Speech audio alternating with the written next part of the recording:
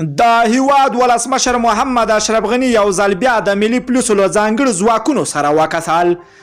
د سلام په وړاندې کولو سره یو ځل بیا درته یو نوی ویډیو ته ښه راغلاست وایم. نن ماسپښین جمهور رئیس او د وسلوال پوځ اعلی سر قومندان محمد اشرف غني د کورنیو چارو وزارت ته ورغلی و او په وزارت کې د ملي پولیسو له ځانګړو ځواکونو د لیدنې برسیره د ځانګړو ځواکونو ترسره شوي عملیات یې وستایل او له دوی څخه د ملکي خلکو د ژغورنې له عملیاتو مننه وکړه.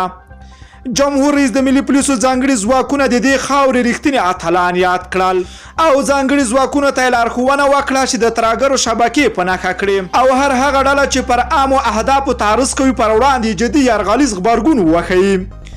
همداراز د وسلوالو پوځ اعلی سر قومندان د وزارت په انګړ کې د ملي پولیسو د شهیدانو څلي ته د درناوي مراسم ترسره کړل او د کورنیو چارو وزارت مشرتابه ته یې سپارښتنه وکړه چې د ملي پولیسو د شهیدانو کورنیو ته باید ځانګړې پاملرنه وشي او شته ستونزو ته د جدي او پر وخت رسیدنه وکړي.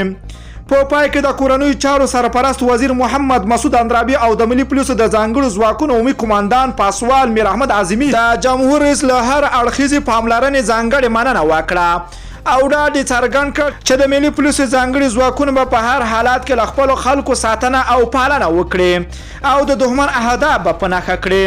له ټولو دوستانو نه مننه کوم چې ویډیو مو راسره تر پایه وکتله. که چیرته خواږه نظرونه لرئ نو حتما یې راسره په کمنټ کې ولیکئ. که غواړئ له همداسې تازه او دقیقو معلوماتو خبر شئ د پښتو اپډیټ چینل حتما در سره سبسکرایب کولی شئ. نور مو په پاک رب سپارم. الله مو مل شه. ښه وخت درته غواړم.